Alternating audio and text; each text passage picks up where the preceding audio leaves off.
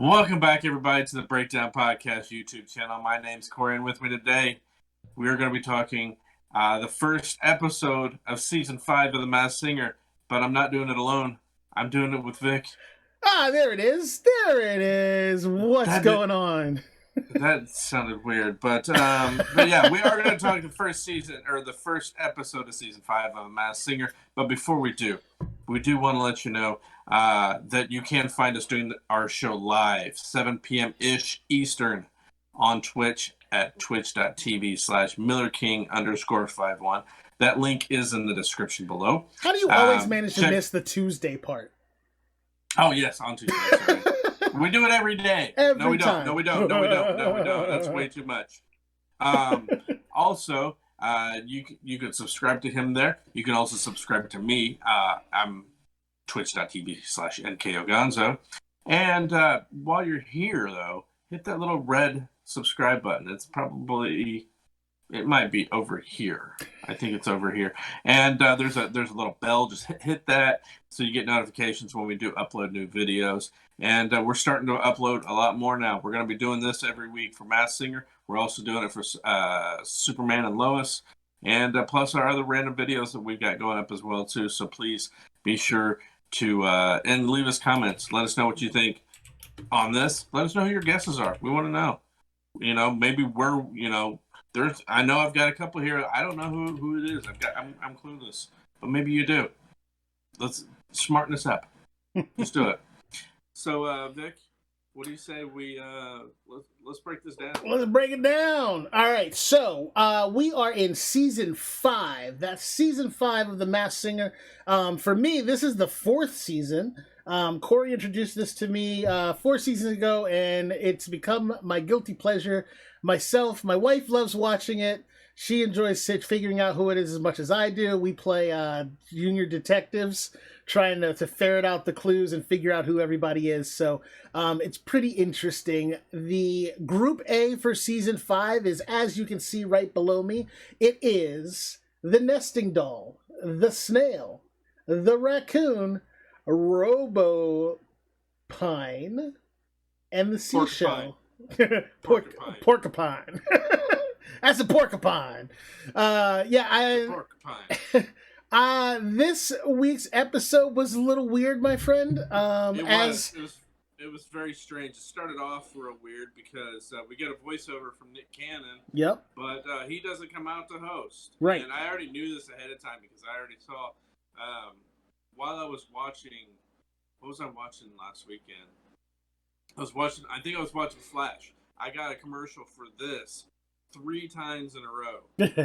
So I was picking up things as it went along. I already have a guess for another one of the other Masked Singers that we'll see later on in another episode. But I noticed that Nick Cannon was not hosting, and it's actually Niecy Nash. Right. But Nick is still doing the voiceover. And he's still credited as executive producer. And once Niecy came on, she's like, "Oh, it's just going to be for a few weeks." I'm like, interesting. My first thought was, before she even said that, was, oh, he must have got fired for the things that he said during last season. But then they had the voiceover. I was like, well, maybe they just pulled that from last season. Well, I mean, think about it. If he is the executive producer of that show, which means his money is helping to make the show happen. So though they want to fire, I know, but that's what it is. It is what it is. I know that is what it is. When they get credits like that, sometimes they get it just so.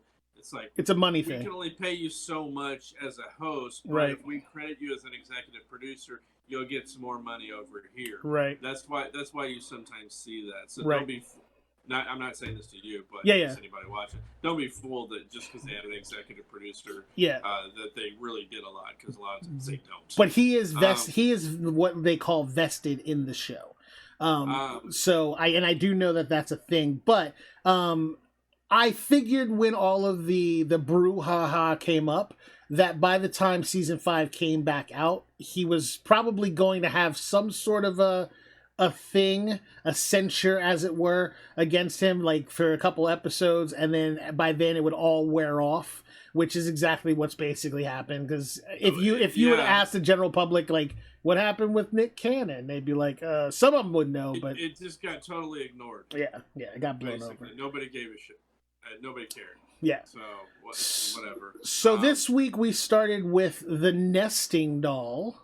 Well, hold on. First of all, we're introduced to a new character. Oh, that's right. Going to be giving us clues throughout the season, and clues that the judges will not know about. Right. Okay, this is interesting. I can go for this. His name is Cluckledoo. Yeah, let me tell you. His name is really Nick Cannon. Yeah, it's Nick Cannon. I'm 100% positive it's going to be Nick Cannon. Look, we're not even going to beat around the bush here. We are 100% in agreement that this is going to be Nick Cannon. I'm locking it in week 1. Well, I'm sure we'll find out. It won't be revealed until halfway. Pull the lever, turn the key. Nick Cannon is Cluckledoo. Another thing in regards to Niecy being the host on Hulu, the description for the episode. It says something like Niecy Nash stands in for, or something like that. Yeah, it makes some kind of reference to that she's like a substitute co-host. Right. So I'm like, oh well, there you kind of spoiled that too. So, but anyway, let's get into it. We got the, I guess we'll call it the nesting doll. Yeah. We're on YouTube. If we say what it really is, we'll probably get blocked or something. That's what it is. It's a nesting doll. What are you thinking it is? Russian nesting doll. Oh, we won't get that's exactly what they're called. They're called Russian nesting dolls, so it's fine. Tell that to the things that listen to these videos and try and say that they take that out of context. There's something wrong with them. No. Well, it's YouTube, of course it is. The interesting thing about the Russian nesting doll, which I thought was an interesting twist, is obviously everyone knows what a nesting doll is. It's usually a little babushka type woman, and inside of there is a smaller little babushka type woman, and inside of that one is another smaller babushka type woman, until you get all the way down to an itty bitty bitty little babushka type woman. And this one had a big nesting doll. And they started the scene out with the background darkened, and the nesting doll is just sitting there, and the big one's mouth just goes up and down, and it can move. Like, its feet are somewhere down there, and it can kind of slide across the ground. But then when it moved out of the way, there was a second one behind it, which I thought was pretty ingenious. And the second one has arms, legs, a microphone, and can sing through the Here's through the the problem mouthpiece. I have with this one. It's the whole clue package sounded like a female and was talking in what her experience was, okay? And then as soon as they start singing, it's a male voice. Yep. And I'm like, what the hell is going Dude, on? that dropped my jaw. I was like, what the huh? And then it turns out there's another one. Wait a minute, hold on. I'm really confused here. Are there two singers here? Is this what we're doing? Yeah. So why does the clue package only have one person talking? Well, it's just like the Snow Owls from last year, season. No, listen. I know, but listen. That's just like the Snow Owls was last year, where they had two people involved in one of the outfits. They thought that was a good idea, so they needed to come up with something that could maintain two people, and this is the best thing that they can come up with, which is fine. But I think if you listen carefully back to the actual conversation of the clue package, it actually says "we" a couple times in there. It does say "we" because it says we're not like your cookie cutter toys on the shelf. It actually referred to itself as "we." So I think that it did say that, and then it said we're not like all the other toys, and da da da. So it did say "we." It just wasn't, when you're looking at it, you're not catching it at first, because I didn't either. But when I went back and listened to it again, they do actually say it. So yeah, I think you're right. Yeah. I take that back. I take that back. So they're being tricky, because again, I will say last season though, they had what's his name from that did the winner. I can't remember what he was now for some reason. But he was very it was Mushroom. It was the Mushroom. Was very androgynous, the way that he walked, the way that he moved, and everything. It was The Weeknd. That's who it was. The way that he moved, the way he walked, the way that he kind of sauntered around. And when he first spoke, it was a very high-pitched voice. It could have been a girl or it could have been a guy, the way that he pushed it. In this one, they were just like, we're going to completely modulate your voice to a female. I mean, your favorite new thing on Twitch. Kip is always sounding like an old lady. So, I mean, it's not inconceivable that they could pull that one off. But when they started singing, I was like, okay, because audibly I heard female. So obviously my first thought was like, oh, this is going to be a girl. And then they start singing, and I'm like, even the most husky, gravelly, deep female voice, you can still hear the female behind the female voice in it. This one was just like, no, this is a guy. And then when the second one popped out, I was like, yeah, two guys. So... And then I was like, okay, so they're talking about cookie cutters, outside the box, not the same old type of thing. And I'm going boy band, because obviously that's what everything starts out as, is boy band in this show. Yeah, it's always that. But the way that if you looked at all the clues, it showed like all the toys on the shelves were like in groups of 5 and like that. But there were only 2 images of the nesting doll there, which is another clue that there's 2 of them, which I didn't catch until after I saw it and went back and watched it again. But yeah, the images that they used, they were like, all of the toys were in sets of 4 and 5, which is what most boy bands are. And then there's just the 2 of them. So my brain said, okay, if that's the case, then I'm thinking the Hanson twins. Nope, there were 3 of them. I realized that, but don't you go saying bad things about Hanson. But the MMMBop boys, I only remember ever seeing 2 of them, but I think I may have gotten them mixed up with who's the Gunner and whatever twin dudes. Extreme, not Extreme. You know what I'm talking about? Yeah, Nelson. The Nelson twins. They were the twins, and MMMBop were the 3, right? Time frame. So Nelson's or MMMBop boys, 2 of the MMMBop boys. That's my guess. I couldn't remember the Nelson twins for the life of me. So thank you for that. But since there is only 2 that we know of, because dude, if they pop a third one out next week or the next time they're on, which I wouldn't think that they would do that. I think it'd be clever. But at the same time, it's like, okay, that's a little unfair because you only 2 of you sang last time. They should have all 3 of you. As a producer, I would do it. I would do it just because it fits with the mask, and it definitely would work if you had a third one that you wanted to put in. Because I knew that there were 3 of them, but I never remember seeing 3 of them all the time. So I think one of them was pretty left out, and I think maybe he's still left out. But Nelson twins, that's going to be my guess for this one. I'm not locking it in, but that's my starting guess.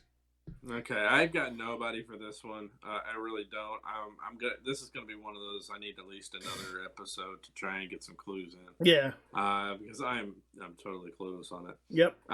Let's see. Snail came next, but we're going to wait on Snail. No, do Snail now. Push that to the end. Just do it now. I do want to. Just do Snail. Snail lost. But we can do it in the order that they came out, and then we can talk about who won and who lost. Well, before we do that, I want to say the judges when Niecy came out at the beginning and the reactions from the judges, they've got to stop doing this. Oh my god, I'm so surprised at what I'm seeing. Like, what's going on. Cut it out. It's cringe. Because if you're the host, and in Jenny's case, the executive producer, and you don't know who's coming out on that stage, then you've got some problem. But they have to put on a show, man. You got to give them that much. No, I hate that. It's patronizing. Seriously, it's stupid. And to sit there and act like, oh my god, where's Nick? What happened to Nick? Shut up.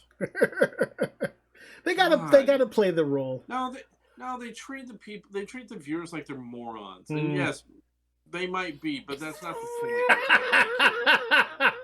I was about to say, where are you going with this? I just hate it. I hate the reactions. I understand where you're so fake. I understand where you're coming from, but again, it's TV. Like, you, come on. We all know that there's no Making me such. very bitter. We all know that there's no such thing as a flying robot man, but we don't go fucking it's WandaVision where you can't. What do you mean he's not real? It's just Well, it's apparently production. Apparently, the loser of tonight, which we'll mention later, is actually a real person. We'll get there. So Snail is our second contestant. The costume is pretty cool. I was thinking, like, okay, they're on, like, I think it's built around a hover round. Mm-hmm. You know what I mean? Yeah. I could see them, like, riding on that thing inside of there, but then at one point it starts tapping its little slug body. I don't know. Yeah. I don't know what you call that thing, but it was tapping its foot. So we know that they're not on some kind of a mechanical device, but it starts singing, and again I was like, the voice when it first came out does not match the voice that's singing right now, and it was very confusing. Where a lot of times the first couple singers were just like, yeah, we know who that is. Like, every season we've been able to dip one person out of there instantaneously. This one, definitely none. Like, none of them were an easy pick for me. And with the Snail, no effing idea, dude. No idea. Okay, well, I'm gonna start it out with, in the clue package. Before the clue package, it said it was the little thing at the bottom of the screen with the chicken gave us that little clue. It said that he's a national treasure. So my first thought was Nick Cage. Of course you did. Oh my god. Just to prove it, I really did write it down. If it was gonna be anybody, Nick Cage would have been that damn raccoon. Which we'll get to shortly. So did you have any guess as to who you thought he was besides Nick Cage? Yeah. I had a legit guess. Okay. During the package, they talked about how they were an actor and they were a producer and a director, and then in one little shot, somebody was throwing meatballs around. Mm-hmm. So naturally, I wrote down Bill Murray. Meatballs, yep. And he's an actor. He's produced. He's directed. But this guy that Snail could sing. Like, I've never heard Bill Murray belt out a damn thing in all of his career. See, but that's the thing. I thought in regards to the singing part of it, that he was kind of disguising his voice a little bit. Yeah, because there was a very, like, country twang to it for some reason. Yeah. However, I didn't watch this until just a couple of hours ago. Yeah. You watched it before me, and while you were watching it, were sending me notes and spoiled who this was, or at least who the loser was. Now, you didn't tell me who they were, but keeping that in mind as I watched this, I'm going, this is the loser. Right. Honestly, I did not think that. I did not think he was a loser at all, because I thought that fucking raccoon was going to lose. And I'll tell you why when we get to the raccoon. We'll talk about raccoon in a minute. But I did notice there were two dancers that were out there, right? That were dressed like a rose. Yep. But they were like green and red, so it made me think of who you told me right it was that got voted off. So I'm like, this is totally that person. Mm-hmm. I use that loosely. Quotes. Yeah. Well, let's move on so we don't spoil anything. So let's move on to Seashell. Seashell was next. Yep. We'll come back. We'll circle back to that one. Seashell. I've got no clue on this one. So here's the thing. There's a big Texas overtone. Something to do with a chameleon. Which could be anything from the ability to change colors to hide themselves. So something has to do with that. Or a red herring. Right. Also, this seems to be the first of the, which we always end up having, what we end up thinking is going to be a Disney pop star. Yeah. Because as always, I always think that there's going to be one, and normally, I'm not wrong. I think that there has been one, even if it was a minor Disney pop star, there's always been one in every season of this show. So yeah, that just means you're watching too much Disney. that's what I'm thinking. I have two daughters that I had to live through all kinds of Disney content with, okay? That's true. So yeah, so that's, I just don't know yet. Like the clues aren't strong enough on this one for me to actually be able to give a definitive idea as to who I think it is. So I'm going to leave this one blank for right now, until I can do a little bit more digging on those clues, because they were just very vague to me. I didn't see anything on there that really gave me an idea of who they were or a direction even to search. Because as you guys know, what I like to do in this is once I get those clues, I start drilling down in the clues to see if I can figure out who the person is based on the clues directly, and then see if I can come up with somebody. But this one, I have no idea. And obviously, as always with the first group, it's just a lot of blind guessing because we have nothing to go by at that point. But by the the next episode, when they give us a few more clues, that gives us a little more meat to hook into. So I'm gonna leave her blank for right now. All right. Next one is the raccoon. Oof. Now, when I got done watching the episode, I didn't have a name listed here. But then, after I got done watching the episode, I went back to read what you wrote. Because when you had originally sent it to me, I just ignored everything else. Yeah. That's normal. I understand that. But I went back to read it and what you said about the raccoon. Can I? You want me to read this? Yeah, you can. That's fine. Okay. The raccoon. I think I'm gonna have to. I don't know how to spell his name. Gary Busey. It's Gary Busey. Because I have to transcribe it into to normal English because Vic has big thumbs. I think the raccoon. I think the Gary Busey guess was probably right. Oh, okay. Yeah, somebody on the show had said it Gary Busey. Yeah, and so I can see that. It's the raccoon. Period. I think the Gary Busey guess was probably right. but I'm going to say it's Machete. Yep. And I'm going to agree with you because I went back after reading that. I went back and rewatched just the raccoons part, and from the clue package, not all. Okay, most of the singing, if you call it that. Yeah. It's totally Danny Trejo. Oh my god, totally. It's so like literally I just want to grab like a glass bottle and bite it, chew up the glass, swallow it, and then sing or try to, and that's Machete. Like I always think that of him whenever I see him in anything. I'm gonna say this. Mainly because I don't want him to beat me up. I never meet your heroes. I enjoyed it. I know.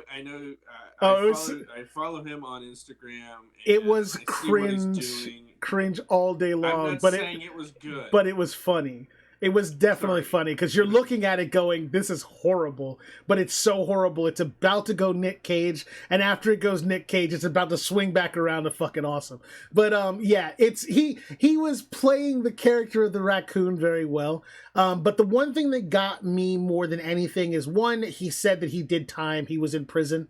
So we know that that's a definite point for him. The Catholic symbolism is a big thing with him. The Catholic, like the everything that he ever does always has a stained glass window, like that looks like it should be in a Catholic church. Everything he does. If you go back and look at it, now that I've said it, you'll see it. There's always a stained glass window in everything he does, whether he's going through it or he's just looking through it. It's always there. And they use the stained glass version of the raccoon on one of the things. Snake. Yeah. So it's definitely I'm pulling the lever, turning the key, locking it in, Danny Trejo for the raccoon. Now, another thing as well too is at the beginning of the episode, they flashed up a whole bunch of statistics in regards to what all the singers have. How many Grammys, yeah. how many kind of more tattoos was on there. Mm-hmm. And what does Danny Trejo have? Lots of tattoos. Of course, now in 2021, everybody's got tattoos. It's not a big deal. But the fact that they put that on there, I didn't see how many. It was on there. But you know what's going to end up happening is going to end up being Post Malone. But it's like I think that in itself is another thing because Danny is just covered in tattoos. Yeah. So, I'm totally going with Danny Trejo. Lock that in. and hopefully he wins it. That's no way in hell he's winning. Dude, I swear to God, he was done this alley. Like, as soon as I was like, when I get if I'm right, he's gonna lose because I guessed it like that, like instantaneously. As soon as I heard his voice. In retrospect, there's no way in hell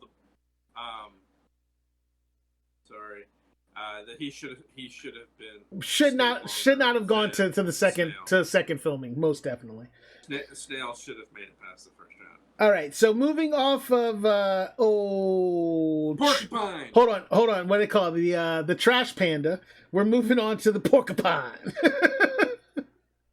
aka Robopine, because he was quite emphatic about this. This thing is like 7 feet tall, full of quills. It looks like a reject from a DC comic for sure. And it was one of those creations from that sci-fi show where they do the makeup. Yeah. So, one of those things. But dude had swag when he came out on that stage. He was dancing. He was smooth.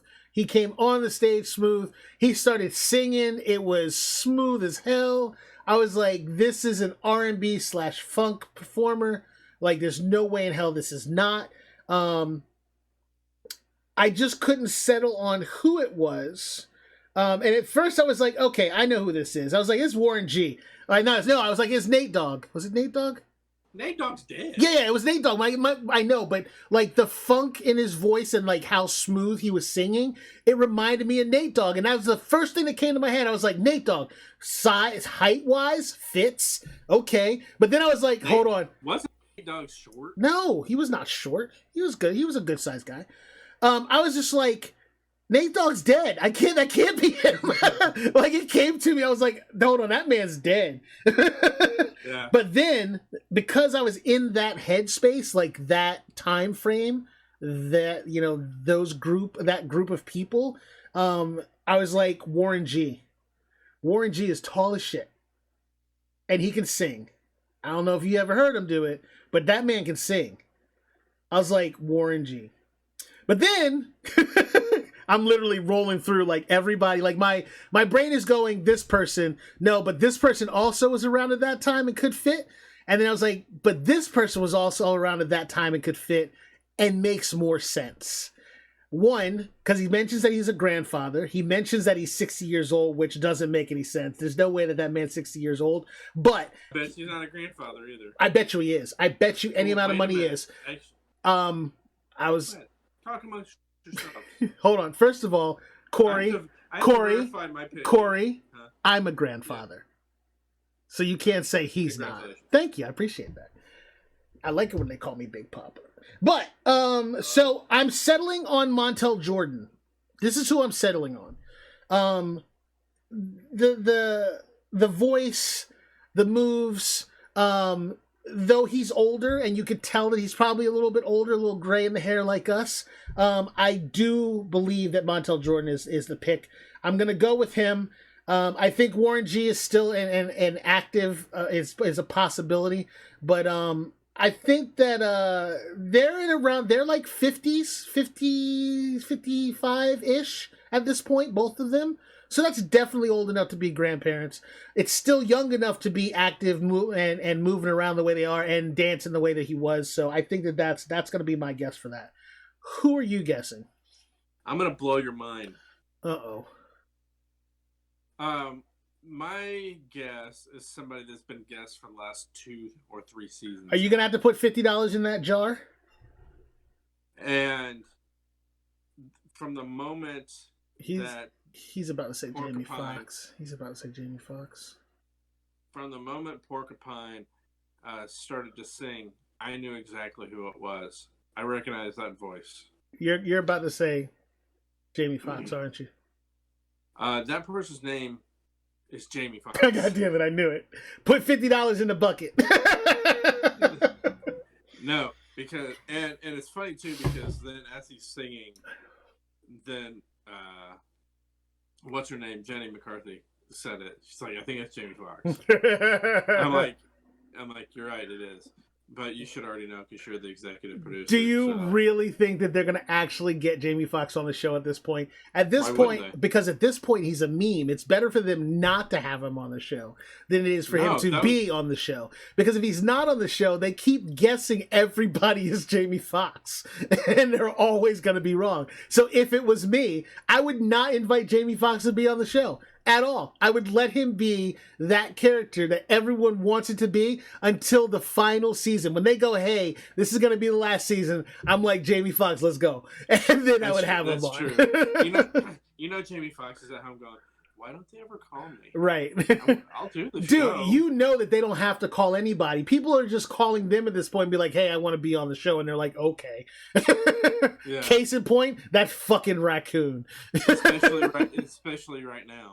Exactly. Well, they film in California. He lives out there, so it's not a big deal for him. But yeah, for sure, Jamie Foxx.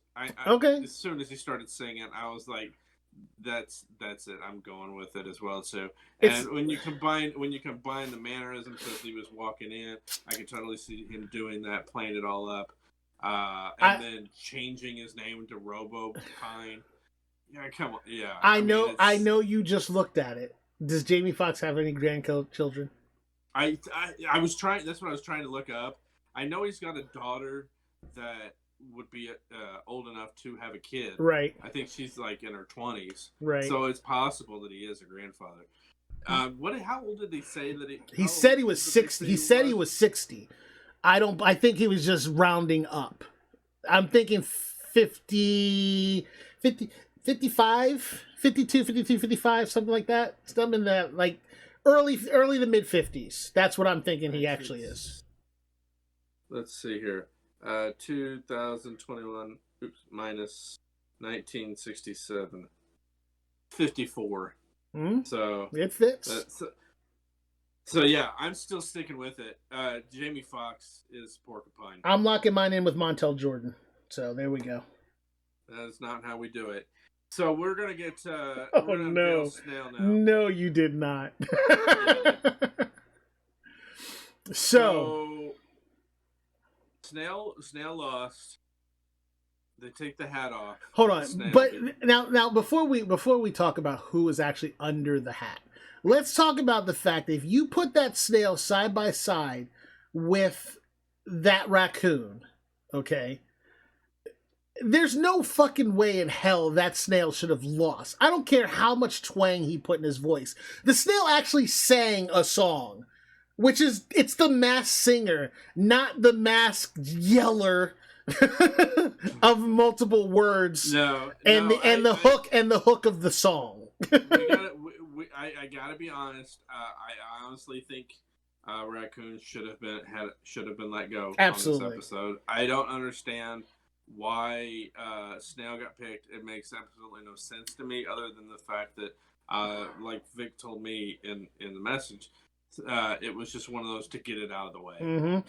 There was what I told Corey was basically what it comes down to is they realized the mistake that they made last season, which is putting Busta Rhymes out there as the first character. Everybody figured out who he was right away, for one.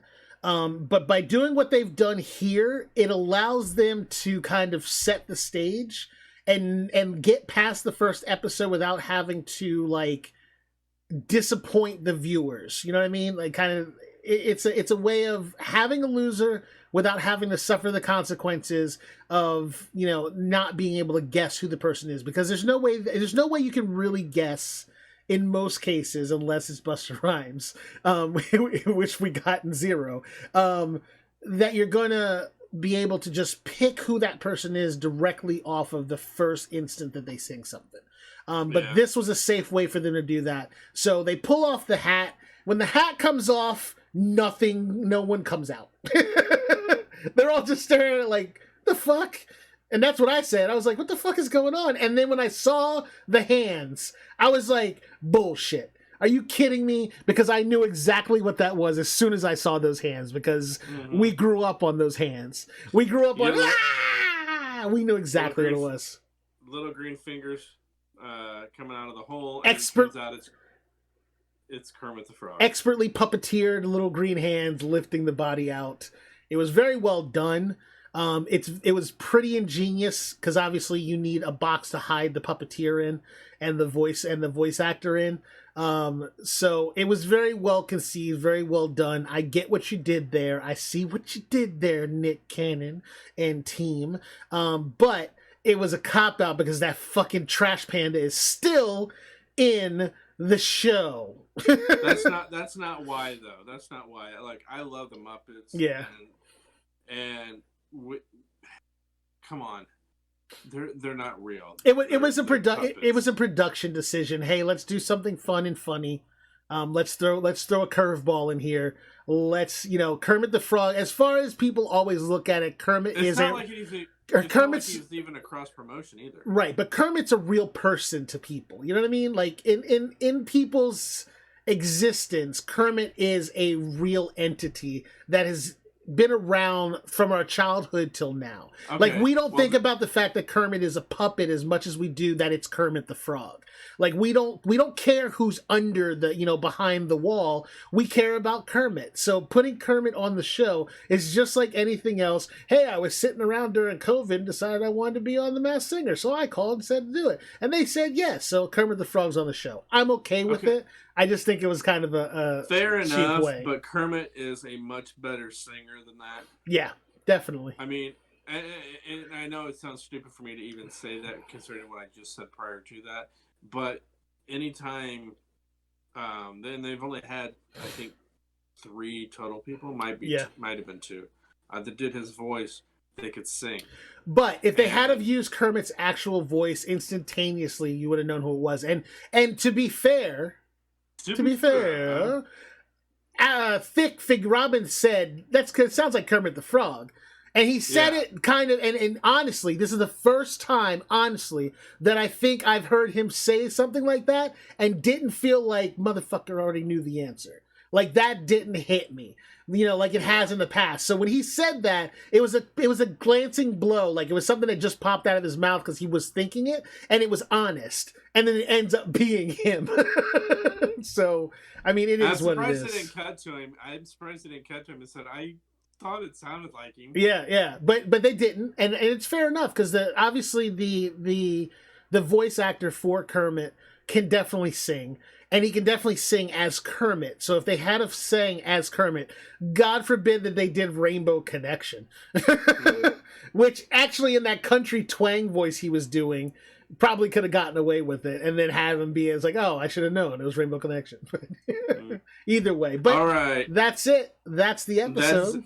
That is it. And we will be back next week with more of our thoughts and our guesses. And so on behalf of Vic. Nope. Up here. Up there. Nope. Over a little bit. Over that. Angle. Yeah, there it is. There it is. That's it. Nope. There it is. Right there. That's it. Right there. I'm Corey. Thanks for watching. We'll talk to you next time. See ya.